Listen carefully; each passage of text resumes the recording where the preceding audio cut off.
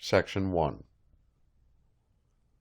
A knight there was, and that a worthy man, that fro the time that he first began to riden out, he loved chivalry, truth and honour, freedom and courtesy.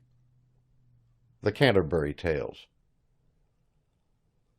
Mallory, who among other things was a time thief, rematerialized the time-space boat Yore in the eastern section of a secluded valley in ancient Britain, and typed "Castle, early 6th century" on the lumillusion panel.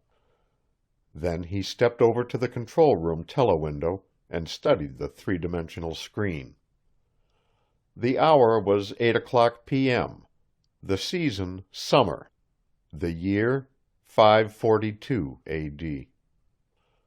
Darkness was on hand, but there was a full moon rising, and he could see trees not far away, oaks and beeches mostly. Roving the eye of the camera, he saw more trees of the same species. The Castle of Yore was safely ensconced in a forest. Satisfied, he turned away. If his calculations were correct, the castle of Carbonek stood in the next valley to the south, and on a silver table in a chamber of the castle stood the object of his quest. If his calculations were correct.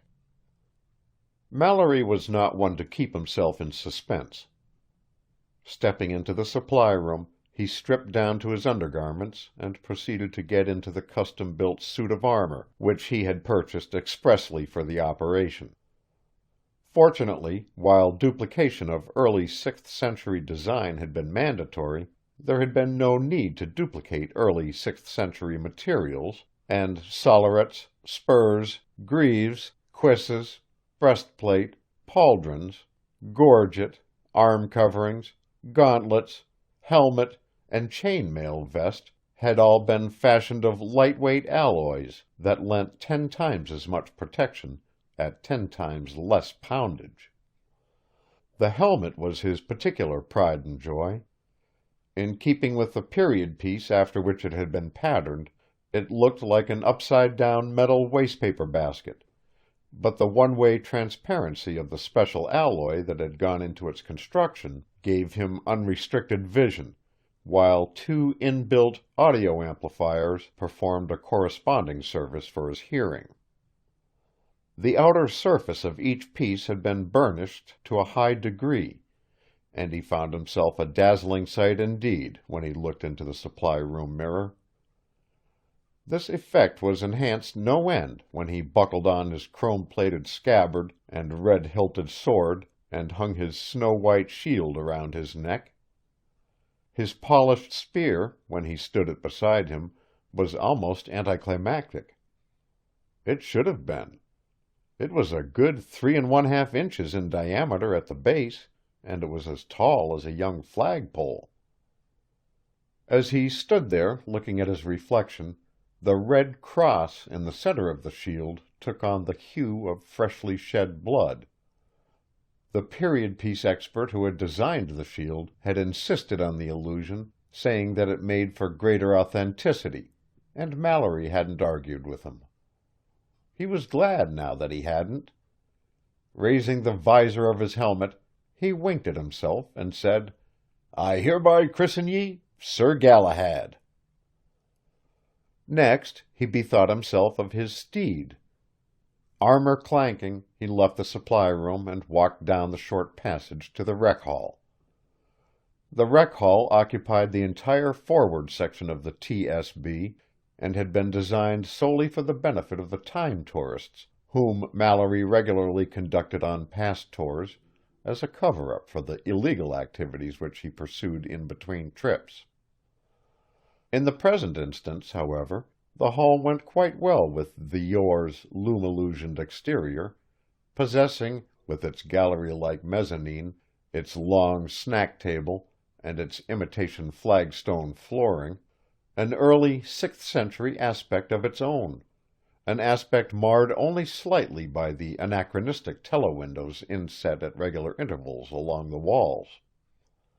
Mallory's steed stood in a stall-like enclosure that was formed by the tourist bar and one of the walls, and it was a splendid beast indeed, as splendid a one as the 22nd century robotics industry was capable of creating. Originally, Mallory had planned on bringing a real horse with him, but as this would have necessitated his having to learn how to ride, he had decided against it. The decision had been a wise one. Easy Money looked more like a horse than most real horses did, could travel twice as fast, and was as easy to ride and to maneuver as a golp jetney. It was light brown in color, and a white diamond on its forehead. It was equipped with a secret croup compartment and an inbuilt saddle, and its fetlock-length trappings were made of genuine synthisilk, threaded with gold. It wore no armor. It did not need to. Weapons manufactured during the Age of Chivalry could no more penetrate its hide than a toothpick could.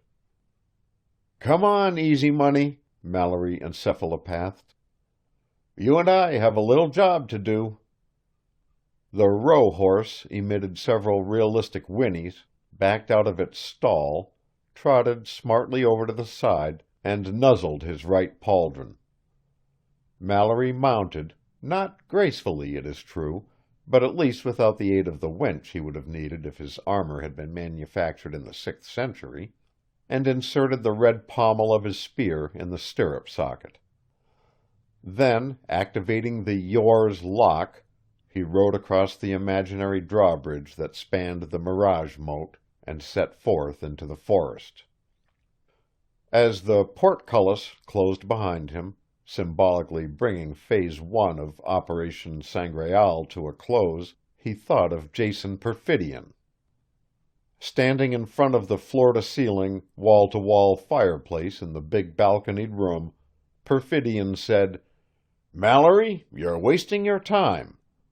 Worse, you're wasting mine." The room climaxed a vertical series of slightly less sumptuous chambers known collectively as the Perfidion Tower, and the Perfidion Tower stood with a score of balconied brothers on a blacktop island in the exact center of Kansas's largest golf course.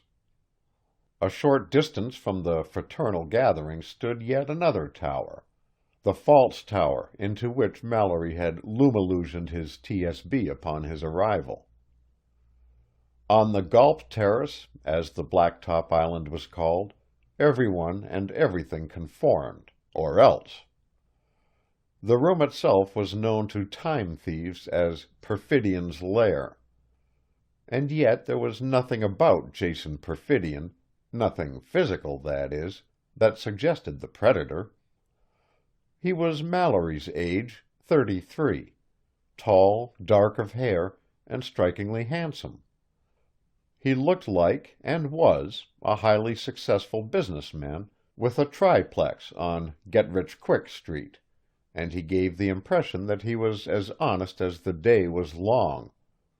Just the same, the predator was there, and if you were alert enough, you could sometimes glimpse it peering out through the smoky window panes of his eyes. It wasn't peering out now, though. It was sleeping. However, it was due to wake up any second. "Then you're not interested in fencing the Holy Grail?" Mallory asked. Annoyance intensified the slight swarthiness of Perfidion's cheeks. "Mallory, you know as well as I do that the Grail never really existed, that it was nothing more than the mead-inspired daydream of a bunch of quixotic knights. So go and get your hair cut and forget about it." "But suppose it did exist," Mallory insisted. "Suppose tomorrow afternoon at this time I were to come in here and set it down on this desk here. How much could you get for it?" Perfidion laughed. "How much couldn't I get for it? Why, without even stopping to think, I can name you a dozen collectors who'd give their right arm for it." "I'm not interested in right arms," Mallory said. "I'm interested in dollars. How many Kennedys could you get for it?" $1 maybe more. More than enough, certainly, to permit you to retire from time lifting and to take up residence on Get-Rich-Quick Street. But it doesn't exist, and it never did. So get out of here, Mallory, and stop squandering my valuable time." Mallory withdrew a small stereo photo from his breast pocket and tossed it on the desk. "Have a look at that first, then I'll go," he said. Perfidion picked up the photo. "An ordinary enough yellow bowl," he began, and stopped. Suddenly he gasped and jabbed one of the many buttons that patterned his desktop. Seconds later, a svelte blonde whom Mallory had never seen before stepped out of the lift tube. Like most general-purpose secretaries, she wore a maximum of makeup and a minimum of clothing, and moved in an aura of efficiency and sex. "Get me my photo projector, Miss Tyler," Perfidion said. When she returned with it, he set it on his desk and inserted the stereo photo. Instantly, a huge cube materialized in the center of the room. Inside the cube there was a realistic image of a resplendent silver table, and upon the image of the table stood an equally realistic image of a resplendent golden bowl. Perfidion gasped again. "Unusual workmanship, wouldn't you say?" Mallory said. Perfidion turned toward the blonde. "You may go, Miss Tyler." She was staring at the contents of the cube and apparently did not hear him. "I said," he repeated, "that you may go, Miss Tyler." "Oh, yes, yes, sir." When the lift tube door closed behind her, Perfidion turned to Mallory. For a fraction of a second, the predator was visible behind the smoky window panes of his eyes. Then, quickly, it ducked out of sight. "Where was this taken, Tom?" "It's a distance shot," Mallory said. "I took it through one of the windows of the Church Joseph of Arimathea, built in Glastonbury." "But how did you know—" "That it was there? Because it had to be there. Some time ago, while escorting a group of tourists around ancient Britain, I happened to witness Joseph of Arimathea's landing, and happened to catch a glimpse of what he brought with him. I used to think that the Grail was a pipe dream too, but when I saw it with my own eyes, I knew that it couldn't have been. However, I knew I'd need evidence to convince you, so I jumped back to a later place-time and got a shot of it." "But why a shot, Tom? Why didn't you lift it then and there?" "You concede that it is the Grail, then?" "Of course it's the Grail. There's not the slightest question about it. Why didn't you lift it?" "Well, for one thing, I wanted to make sure that lifting it would be worth my while. And for another, Glastonbury wasn't the logical place-time from which to lift it, because, assuming that the rest of the legend is also true, it was seen after that place-time. No time thief ever bucked destiny yet and came out the winner, Jason. I play my percentages." "I know you do, Tom. You're one of the best time-lift men in the business, and the past police would be the first to admit it. I dare say you've already pinpointed the key place-time?" Mallory grinned, showing his white teeth. "I certainly have, but if you think I'm going to divulge it, you're sadly mistaken, Jason. And stop looking at my hair. It won't tell you anything beyond the fact that I've been using hair haste. Shoulder-length hair was the rage in more eras than one." Perfidion smiled warmly and clapped Mallory on the back. "I'm not trying to ferret out your secret, Tom. I know better than that. Lifting is your line, fencing mine. You bring me the Grail, I'll sell it, take my cut, and everything will be fine. You know me, Tom." "I sure do," Mallory said, taking the stereophoto out of the projector and returning it to his breast pocket. Perfidion snapped his fingers. "A happy thought just occurred to me. I've got a golp date with Rowley of Pura Products, so why don't you join us, Tom? You play a pretty good game, as I recall." Mollified, Mallory said, "I'll have to borrow a set of your jet sticks." "I'll get them for you on the way down. Come on, Tom." Mallory accompanied him across the room. "Keep mum about this to Rowley now," Perfidion said confidentially. "He's a potential customer, but we don't want to let the cat out of the bag yet, do we? Or should I say the Grail?" He took time out to grin at his little joke, then, "By the way, Tom, I take it you're all set as regards costume, equipment, and the like?" "I've got the sweetest little suit of armor you ever laid eyes on," Mallory said. "Fine. No need for me to offer any advice in that respect, then." Perfidion opened the lift door.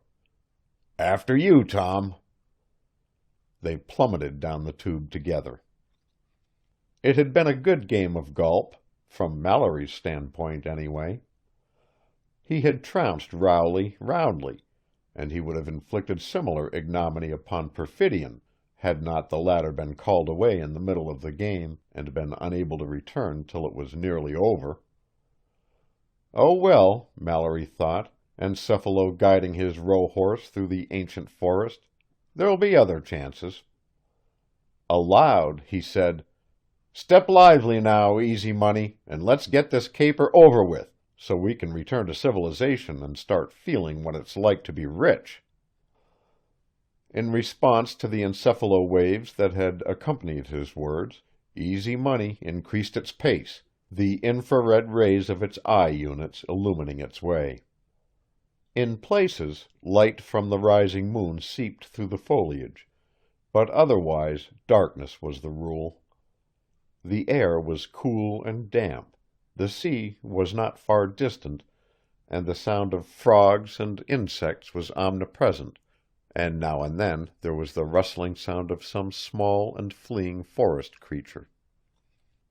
Presently the ground began to rise, and not long afterward the trees thinned out temporarily, and rohorse and rider emerged on the moonlit crest of the ridge that separated the two valleys. In the distance Mallory made out the moon-gilt towers and turrets of a large castle, and knew it to be carbonic beyond a doubt. He sighed with relief. He was all set now, provided his masquerade went over. Conversely, if it didn't go over, he was finished. His sword and his spear were his only weapons, and his shield and his armor his only protection. True, each article was superior in quality and durability to its corresponding article in the age of chivalry, but otherwise none of them was anything more than what it seemed. Mallory might be a time thief, but within the framework of his profession he believed in playing fair. In response to his encephalopathed directions, Easy Money picked its way down the slope of the ridge and re-entered the forest.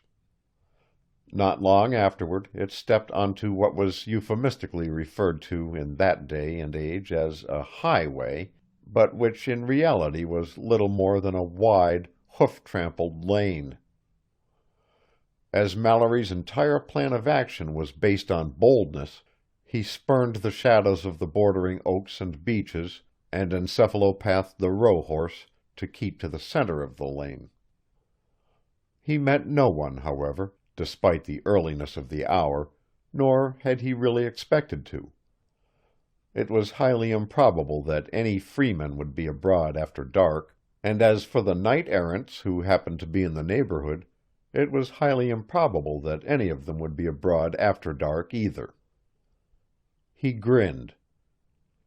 To read Le Mort d'Arthur, you'd think that the chivalry boys had been in business 24 hours a day, slaying ogres, rescuing fair damsels, and searching for the Sangreal, but not if you read between the lines.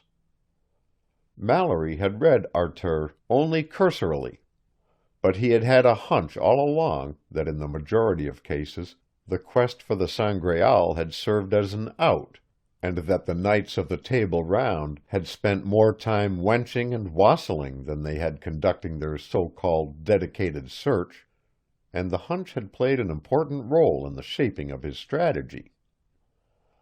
The highway turned this way and that, never pursuing a straight course unless such a logical procedure was unavoidable. Once he thought he heard hoof-beats up ahead, but he met no one, and not long afterward he saw the pale pile of carbonic looming above the trees to his left, and encephalo-guided Easy Money into the lane that led to the entrance. There was no moat, but the portcullis was an imposing one. Flanking it on either side was a huge stone lion, and framing it were flaming torches in regularly spaced niches. Warders in hauberk and helmet looked down from the lofty wall, their halberds gleaming in the dancing torchlight.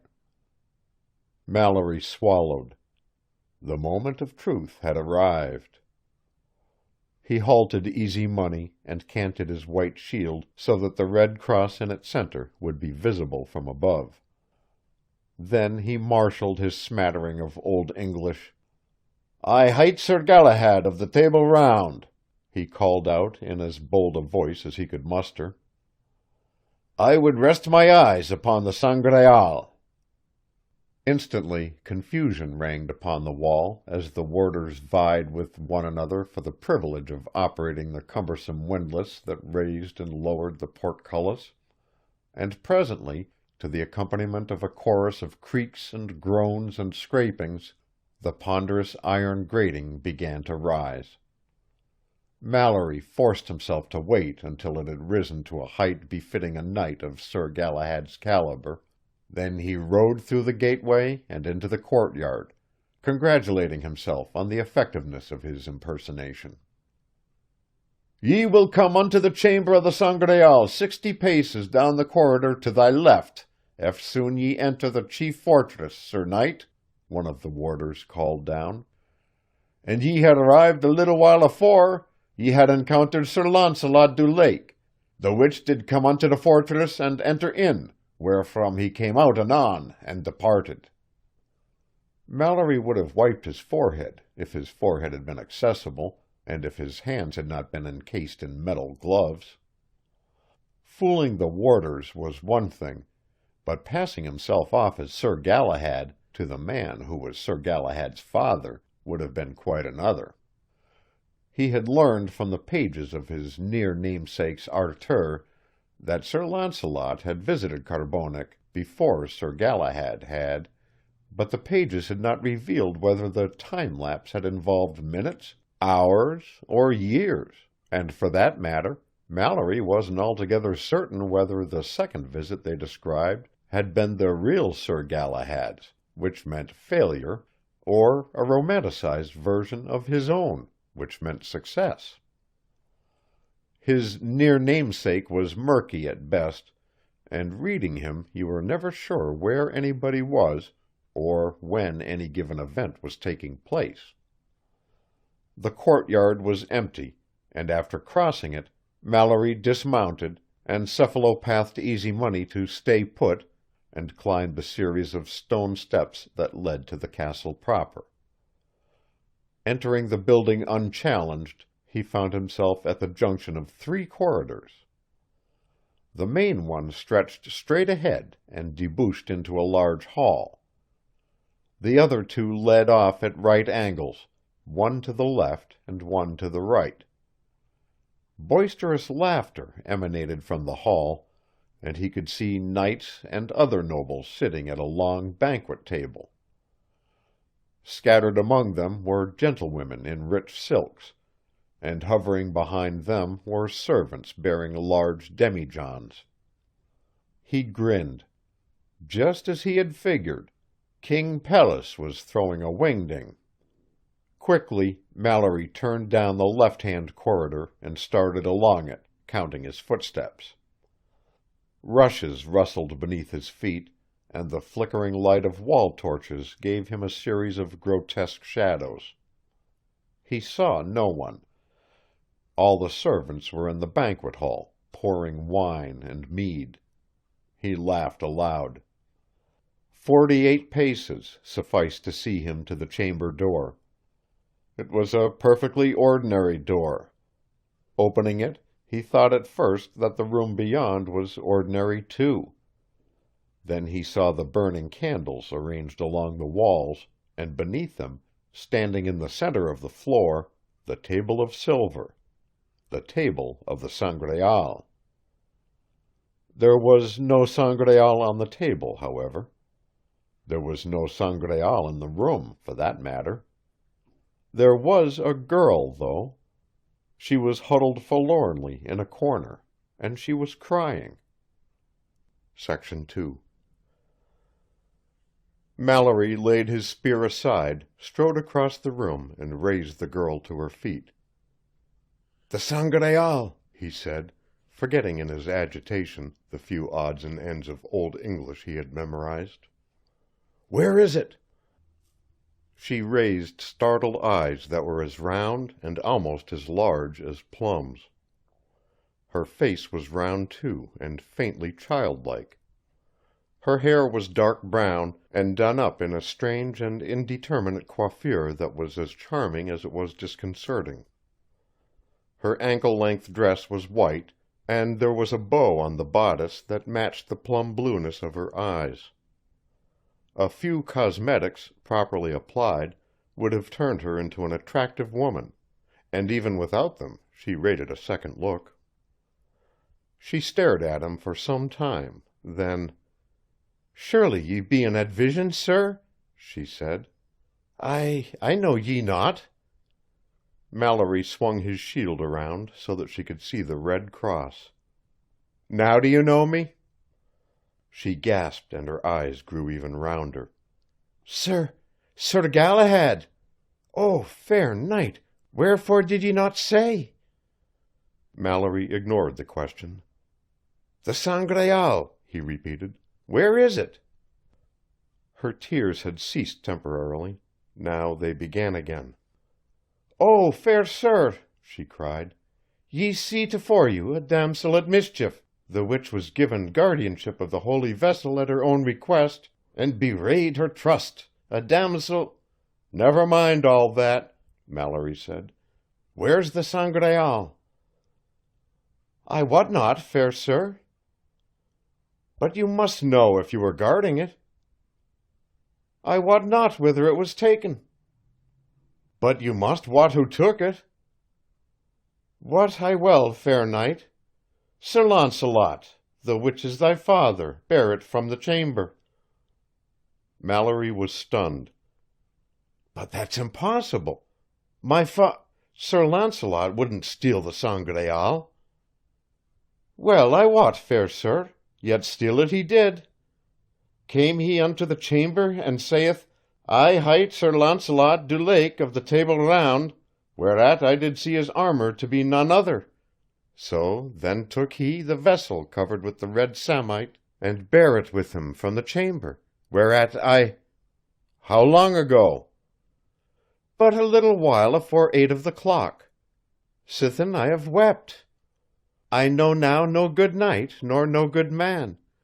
And I know from thy holy shield and from thy good name that thou art a good knight, and I beseech ye therefore to help me, for ye be a shining knight indeed, wherefore ye ought not to fail no damosel which is in distress, and she besought you of help." Mallory only half heard her. Sir Launcelot was too much with him. It was inconceivable that a knight of such noble principles would even consider touching the Sangreal, to say nothing of making off with it. Maybe, though, his principles hadn't been quite as noble as they had been made out to be. He had been Queen Guinevere's paramour, hadn't he? He had lain with the fair Elaine, hadn't he? When you come right down to it, He could very well have been a scoundrel at heart all along, a scoundrel whose true nature had been toned down by writers like Malory and poets like Tennyson. All of which, while it strongly suggested that he was capable of stealing the Sangreal, threw not the slightest light on his reason for having done so. Malory was right back where he had started from. He turned to the girl. "You said something about needing my help. What do you want me to do?" Instantly her tears stopped, and she clasped her hands together and looked at him with worshipful eyes. "Oh, fair sir, ye be most kind indeed. Well, I wot from thy shining armor that ye—" "Knock it off," Malory said. "Knock it off? I wot not what—" "Never mind. Just tell me what you want me to do." "Ye must bear me from the castle, fair sir, or the king learns that I have bewrayed my trust and wreaks his wrath upon me. And then ye must help me regain the holy cup and return it to this chamber." "We'll worry about getting the cup back after we're beyond the walls," Malory said, starting for the door. "Come on. They're all in the banquet hall and as drunk as lords. They won't even see us go by." She hung back. "But the warders, fair sir, they be not enchafed. And King Pelles, by my own wish, did forbid them to pass me." Malory stared at her. "By your own wish? Well, of all the crazy—" Abruptly he dropped the subject. "All right, then. How do we get out of here?" "There lieth beneath the fortress and the forest a parlous passage wherein dwells the fiend, the which I have much discomfort of. But with ye aside me, fair knight, there is naught to fear." Malory had read enough Malory to be able to take 6th century fiends in his stride. "I'll have to take my horse along," he said. "Is there room for it to pass?" "Yea, fair sir. The tale saith that aforetime many knights did ride out beneath the fortress and the forest, and did smite the Saxons, Saracens, and pagans, the which did compass the castle about from behind, whereupon the battle was won." Malory stepped outside the chamber, the girl just beside him, and encephalopathed the necessary directions. After a moment, Easy Money came trotting down the corridor to his side. The girl gasped, and to his astonishment threw her arms around the rohorse's neck. "He is a noble steed indeed, fair sir," she said, "and worthy of a knight fitting to sit in the Siege Perilous." Presently she stepped back, frowning. He is most cold, fair sir." "All horses of that breed are," Malory explained. "Incidentally, his name is Easy Money." "La! Such a strange name." "Not so strange." Malory raised his visor, making a mental note to see to it that any and all suits of armor he might buy in the future were air-conditioned. He got his spear. "Let's be on our way, shall we?" Ye have blue eyes, fair sir." "Never mind the color of my eyes. Let's get out of here." She seemed to make up her mind about something. "And ye will follow me, Sir Knight," she said, and started down the corridor. A ramp, the entrance of which was camouflaged by a rotating section of the inner castle wall, gave access to the subterranean passage. The passage itself, in the flickering light of the torch that the girl had brought along, appeared at first to be nothing more than a natural cave, enlarged through the centuries by the stream that still flowed down its center. Presently, however, Malory saw that in certain places the stone walls had been cut back in such a way that the space on either side of the stream never narrowed to a width of less than 4 feet. He saw other evidence of human handiwork, too, dungeons. They were little more than shallow caves now, though, their iron gratings having rusted and fallen away. After proceeding 100 yards, he paused. "I don't know what we're walking for when we've got a perfectly good horse at our disposal," he told the girl. "Come on, I'll help you into the saddle, and I'll jump on behind." She shook her head. "No, fair knight. It is not fitting for a gentlewoman to ride tofore her champion. Ye will mount, and I will ride behind." "Suit yourself," Mallory said. He climbed into the saddle with a clank and a clatter, and helped her up on Easy Money's croup. "By the way, you never did tell me your name." "I hight the damsel Rowena." "Pleased to meet you," Mallory said. "Giddy up, Easy Money," he encephalopathed. They rode in silence for a little while, the light from Rowena's torch dancing a cappella rigadoons on bare walls and dripping ceilings, Easy Money's hoofbeats hardly audible above the purling of the stream. Presently Rowena said, "It were best that ye drew out thy sword, fair sir, for anon the fiend will beset us." "He hasn't beset us yet," Mallory pointed out. "La, fair sir, he will." He saw no harm in humoring her, and did as she had suggested. "You mentioned something a while back about having been given guardianship of the Sangreal at your own request," he said. "How did that come about?" "List, fair sir, and I will tell ye. But first I must tell ye of Sir Bors de Ganis, of which Sir Lionel is brother. It happed one day that Sir Bors did ride into a forest in the kingdom of Menis unto the hour of midday, and there befell him a marvellous adventure.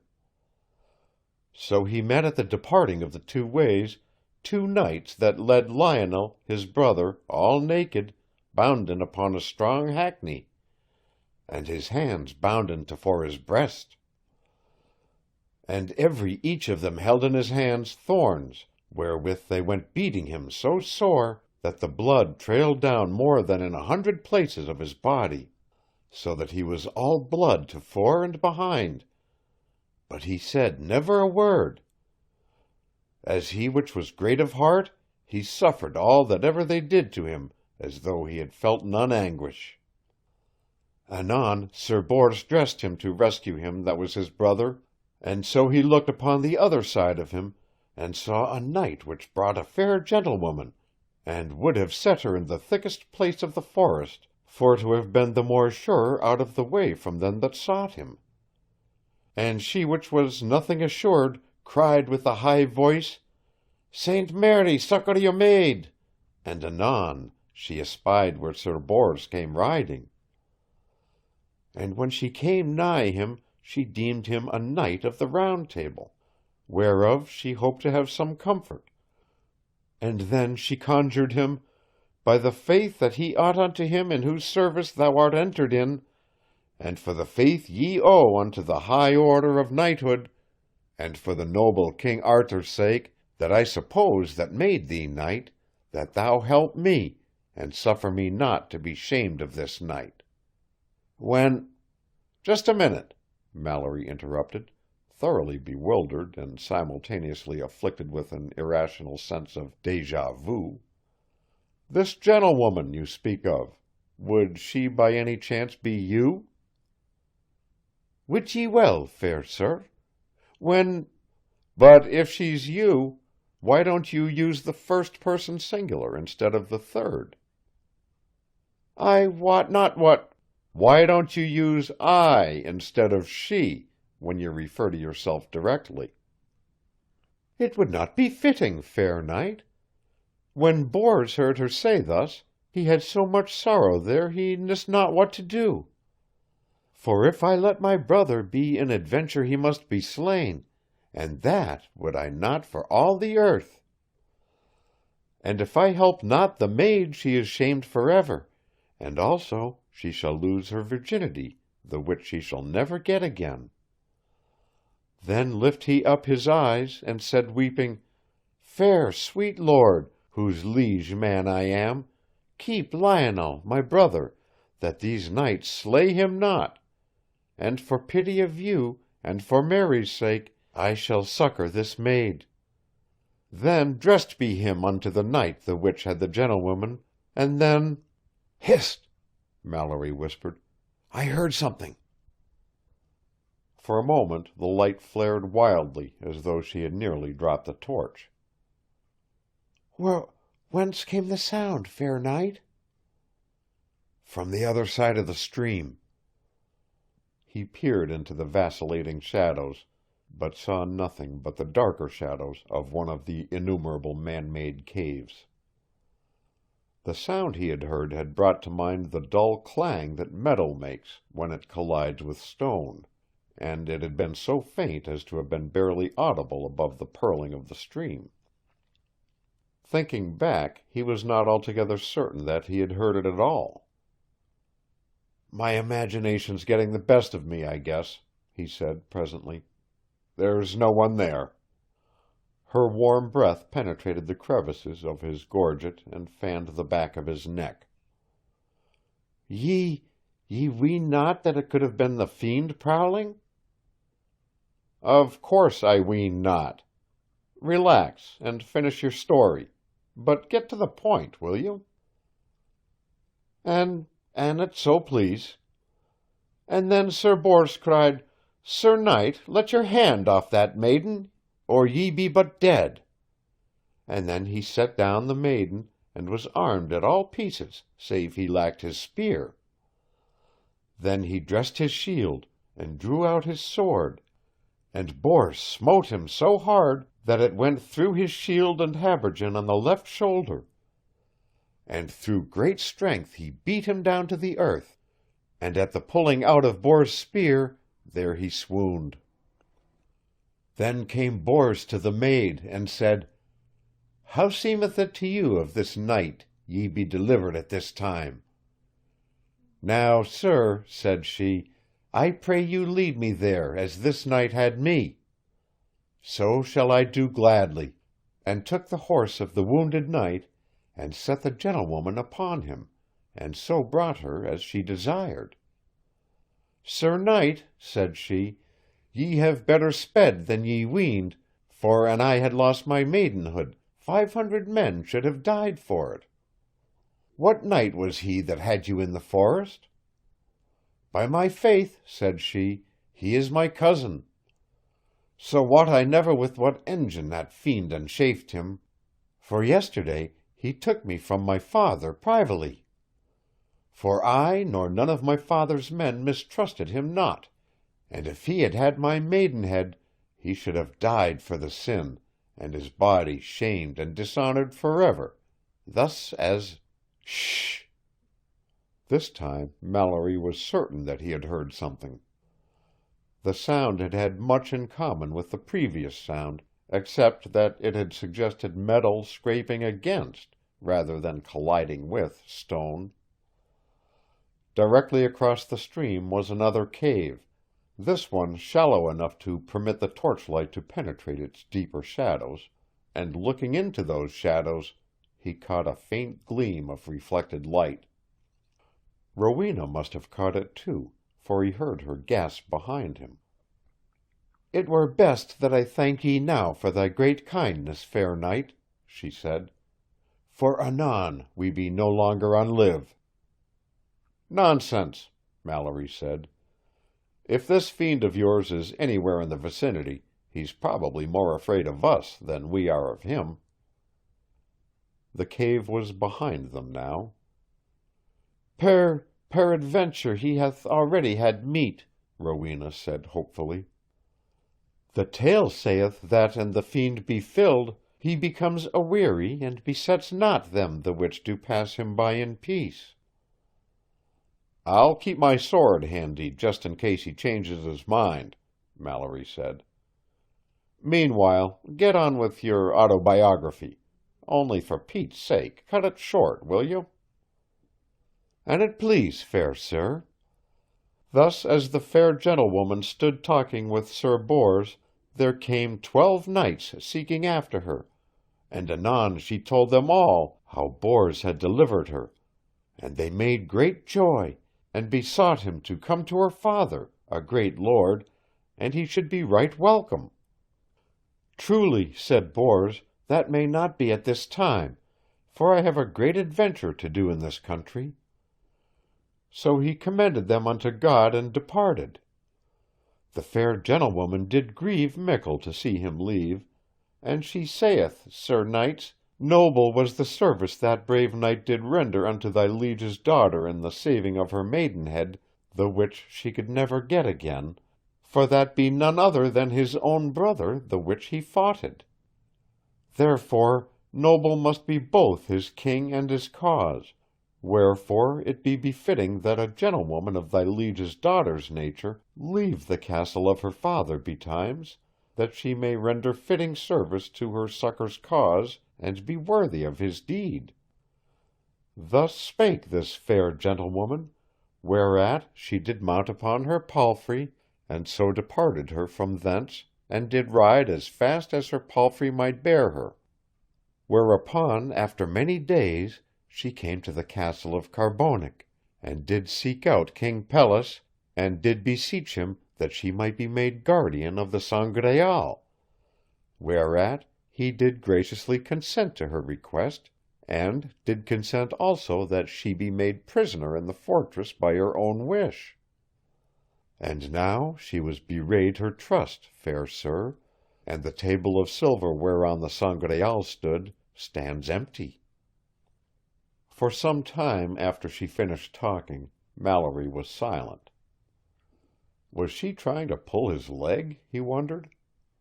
Or were the gentlewomen of her day and age really as high-minded and as feather-brained as she would have him believe? He decided not to go into the matter for the moment. "Tell me, Rowena," he said, "if the Sangreal is visible only to those who are worthy of it, as I have been led to believe, how are any of those wassailers whooping it up back there in that banquet hall going to know whether it's gone or not?" "It be oft times averred that all cannot see the holy cup, as ye say, fair knight. Natheless, all that have come into the chamber sithen my trust began, they did see it, and Sir Launcelot, the which is much with sin, he did see it, and did take it." "He's not going to get very far with it, though," Mallory said. And then, "How long is the tunnel, anyway?" "Anon we shall see the stars, fair sir." She was right, and a few minutes later, after rounding a turn in the passage, they emerged upon the bank of a small river. The subterranean stream that had kept them company emerged too, and joined its larger sister on the way to the sea.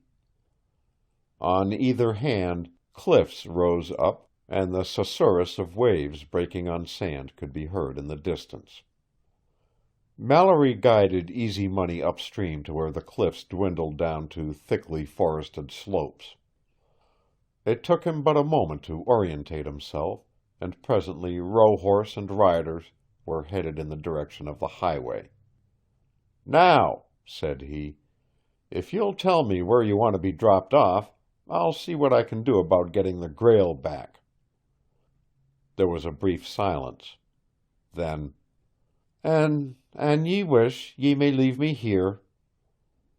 He halted Easy Money, dismounted, and lifted her down to the ground. He looked around, expecting to see a habitation of some sort. He saw nothing but trees. He faced the girl again. "Don't you have any friends or relatives you can stay with?" An argent shaft of moonlight slanting down through the foliage illumined her face.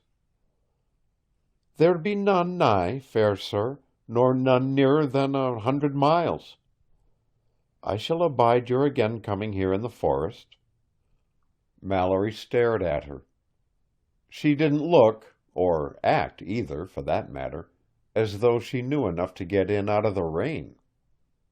Abide here in the forest? Why, you wouldn't last a week. "But ye will return hither with the Sangreal long afore that. whereupon we two together shall return the holy vessel to the chamber, and I shall not be made to suffer the severing of my two hands." He was aghast. "They wouldn't dare cut off your hands." "They dare much, fair knight. Know ye not of the customs of the land?" He was silent. What in the world was he going to do about her? She would probably wait here for him until she starved to death, or, equally as distressing, until she was apprehended. Abruptly he shrugged his shoulders, to the extent that his pauldrons permitted, and remounted the rohorse. Why should it matter to him what became of her? He had returned to the age of chivalry to steal the Sangreal, not to play nursemaid to damsels in distress. "Don't take any wooden nickels now," he said. Two tiny stars appeared in the pale regions of her eyes, and twinkled down her cheeks. "May the good Lord speed ye upon thy quest, fair knight, and may he guard ye well." "Oh, for Pete's sake," Mallory said, and reaching down, pulled her up onto Easy Money's croup. "I have a castle not far from here. I'll drop you off, then I'll go after the Sangreal." Her breath was warm little wind seeping through the crevices of his gorget. "Oh, fair sir, ye be the noblest of all the knights in all the land, and I shall serve thee faithfully for the rest of my days." The rohorse whinnied. "Giddy up, Easy Money," Mallory encephalopathed, and they started out. Section 3. Rowena fell for the yore, hook, line, and sinker. Not even the modern interior gave her pause. Those objects which happened to be beyond her ken, and there were many of them, she interpreted as appointments befitting a noble knight, and as for the rooms themselves, she merely identified them with the rooms out of her own experience that they most closely resembled.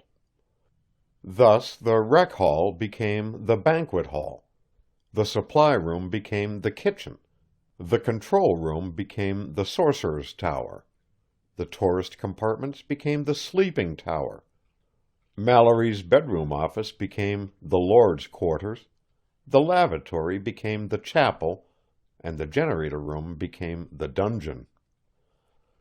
Only two things disconcerted her: the absence of servants and the fact that Easy Money was stabled in the banquet hall. Mallory got around the first by telling her that he had given the servants a leave of absence, and she herself got around the second by declaring it to be no more than fitting for such a splendid steed to be accorded special treatment. Certainly, Mallory reflected, she was nothing if she was not cooperative.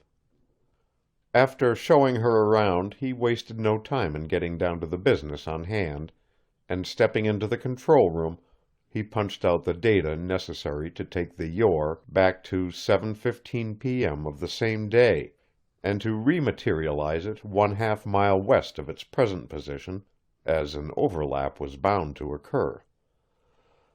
There was a barely noticeable tremor as the transition took place, and simultaneously the darkness showing on the control room telewindow transmuted to dusk. Turning away from the jump board, he saw Rowena regarding him with large eyes from the doorway. "We're now back to a point in time that precedes the theft of the Sangreal," he told her, "and we're relocated farther down the valley. But don't let it throw you. None other than Merlin himself built the magic apparatus you see before you in this room, and you know yourself that once he makes up his mind to it, Merlin can do anything." She blinked once, but evinced no other signs of surprise. "Yea, fair sir," she said. "I am ware of the magic of Merlin." "However," Mallory went on, "magic such as this isn't something for a gentlewoman such as yourself to fool around with, so I must forbid you to enter this room during my absence from the castle. Also, while we're on the subject, I must also forbid you to leave the castle during my absence. Merlin would be upset no end if there were two damsels that hight Rowena gallivantin' around the countryside at the same time." She blinked again. "By my troth, fair sir," she said, "I would lever die than disobey thy two commands." And then, "Have ye ate any meat late?" This time Mallory blinked. "Meat?" "It is fitting that ye should eat meat before ye ride out." "Oh, you mean food. I'll eat when I get back. But there's no need for you to wait." He took her into the supply room and showed her where the vacuum tins were stored. "You open them like this," he explained, pulling one out and activating the desealer. "Then, as soon as the contents cool off a little, you sit down to dinner." "But this be not meat," she objected. "Maybe not, but it's a good substitute, and a lot better for you." A thought struck him, and he took her into the lavatory and showed her how to operate the hot and cold water dispenser, ascribing the setup to more of Merlin's magic. He debated on whether to explain the function and purpose of the adjacent shower, decided not to. There was a limit to all things, and an apparatus for washing one's whole body was simply too far-fetched for anyone living in the 6th century to take seriously. Back in the rec hall, he donned his helmet and gauntlets, reset the gauntlet timepiece, picked up his spear and encephalopathed Easy Money to his side. Mounting, he set the spear in the stirrup socket. Rowena gazed up at him, plum blue eyes round with awe and admiration, and concern. "Wit ye well, fair sir," she said, "that Sir Launcelot, the which is thy father, is a knight of many victories, and therefore ye must take care." Mallory grinned. "Dismay you not, fair damsel. I'll smite him from his steed before he can say Queen Guinevere." He straightened his sword belt, activated the Yor's lock, and rode across the mirage moat and entered the forest. The portcullis closed behind him. Dusk had become darkness by the time he reached the highway. Approximately half an hour later he would reach the highway again. However, the seeming paradox did not disconcert him in the least. This was far from being the first time he had backtracked himself on a job. As before, he spurned the shadows of the bordering oaks and beeches, and encephalopathed Easy Money to keep to the center of the lane. And, as before, no one was abroad. Probably King Pelles' wassail was already in progress, or, if not, the goodly knights and gentlewomen were still at evensong. In any event, he reached the lane that led to the castle of Carbonek without mishap. After entering the lane, he encephalopathed Easy Money into the concealment of the shadows of the bordering trees and settled back in the saddle to wait. Rowena's placing the time of the theft at a little while afore 8 of the clock had been a general estimate at best. Hence he had allowed himself plenty of leeway and had arrived on the scene a little early. It was well that he had, for hardly a minute passed before he heard hoofbeats approaching from the south, and presently he saw a tall knight astride a resplendent steed turn into the lane. His armor gleamed in the moonlight and bespoke a quality and class that only a knight of Sir Launcelot's status would be able to afford. Mallory watched him ride down the lane to the lion-flanked entrance and heard him announce himself as Sir Launcelot. The portcullis was raised without delay, and the knight rode through the gateway and disappeared from view. Mallory frowned in the darkness. Something about the incident had failed to jibe. He thought back, but he could isolate nothing that, in retrospect anyway, seemed in the least incongruous. He tried again, with the same result, and at length he concluded that the note of discord had originated in his imagination. Again he settled back to wait. He wasn't particularly worried about the outcome of the forthcoming encounter. The superiority of the weapons and armor should be more than enough to see him through, but just the same he wished there was some way to avoid it. There wasn't, of course. Sir Launcelot's theft of the Sangreal was already incorporated in fact, and, as a fait accompli, could not be obviated by a previous theft. All Mallory could do was to make his move after the fait accompli, in the hope that that was when he had made his move. A time thief didn't have nearly as much leeway as his seeming freedom of movement might lead the uninitiated to believe. About all he could do was to play along with destiny and await his opportunities. If destiny smiled, he succeeded. If destiny frowned, he did not. However, Mallory was optimistic about his forthcoming bid for the Grail, for if it wasn't in the books for him to wrest the cup from Sir Launcelot, the chances were he wouldn't have gotten as far as he had. He estimated that it would take the man 5 minutes to enter the castle, proceed to the chamber, seize the Sangreal, return to the courtyard, and come riding back to the portcullis. 7 minutes proved to be nearer the mark. In response to a hail from within the wall, several of the warders bent to the windlass, whereupon the portcullis scraped and groaned aloft, and the tall knight came riding out, just as the hands of Mallory's timepiece registered 7:43 p.m. Mallory let him pass, straining his eyes in vain for a glimpse of the Sangreal. He waited till Sir Launcelot was 100 yards down the highway before he encephalopathed Easy Money to follow, and he waited till a bend in the road hid the castle of Carbonek from view before encephalopathing the command to charge. At this point, Sir Launcelot became aware that he was no longer alone, and wheeled his steed around. Without an instant's hesitation, he dressed his spear and launched a countercharge. All Mallory could think of was a 20th-century steam locomotive bearing down upon him. He swallowed grimly, aventured his own spear, and upped Easy Money's pace. Two could play at being locomotives. The approaching knight and steed loomed larger. The sound of hoof-beats crescendoed into staccato thunder.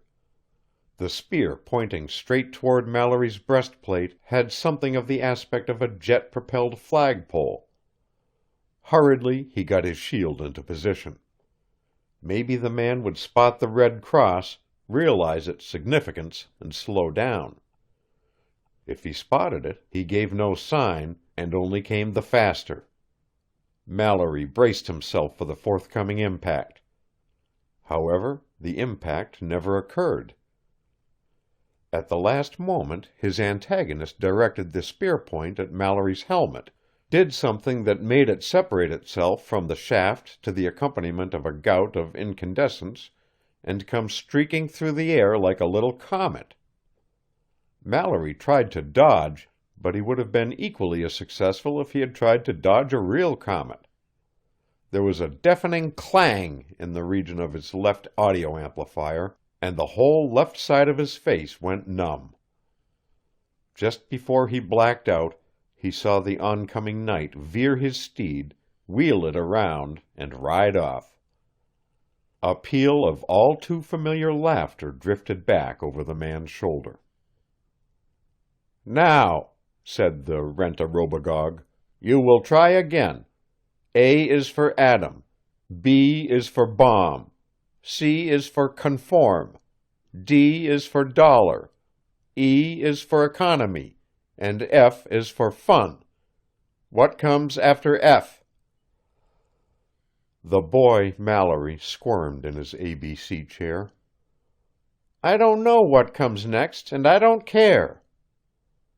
"I'll box your ears," the rent-a-robogogue threatened. "You wouldn't dare." "Yes, I would. I'm a physical chastisement model, you know. Now, we'll try once more. A is for atom, B is for bomb, C is for conform, D is for dollar, E is for economy, and F is for fun. What comes after F? I told you that I didn't know and that I didn't care. I warned you, said the rent-a-robogogue. Ow! The boy Mallory cried. Ow! The man Mallory groaned, sitting up in the weeds beside the early 6th century highway. All was silence around him, if you discounted the stridulations of insects and the bekeep karak karak karak of frogs. A few yards away, Easy Money stood immobile in the moonlight. Mallory raised his hand to his helmet and felt the sizable dent that the spear point had made. Gingerly he took the helmet off. Who in the world would have dreamed that they had jet rifles in this day and age? The absurdity of the thought snapped him back to full awareness. A moment later he remembered the peal of familiar laughter. Perfidion! The man must have wanted the Grail desperately to have come after it himself, which meant that it was probably worth much more than he had let on. But how had he known when and where to essay the lift? More specifically, how had he found out when and where to essay the lift on such short notice? Mallory thought back. He was reasonably certain that he had made no slips of the tongue during his visit to the Perfidion Tower and during the ensuing game of golp, and he was equally certain that he had let fall no revealing references to the place-time he had so carefully pinpointed. Where, then, had he gone astray? Suddenly, way back in his mind, Perfidion said, By the way, Tom, I take it you're all set as regards costume, equipment, and the like? I've got the sweetest little suit of armor you ever laid eyes on, Mallory heard himself answer. He swore. So that was it. All Perfidion had needed to do was to make the rounds of the costumers who specialize in armor and to shell out a few Kennedys to the one Mallory had patronized last. Then, in possession of the knowledge that Mallory was embarking into the past as Sir Galahad, all Perfidion had had to do was to consult one of the many experts he kept at his beck and call.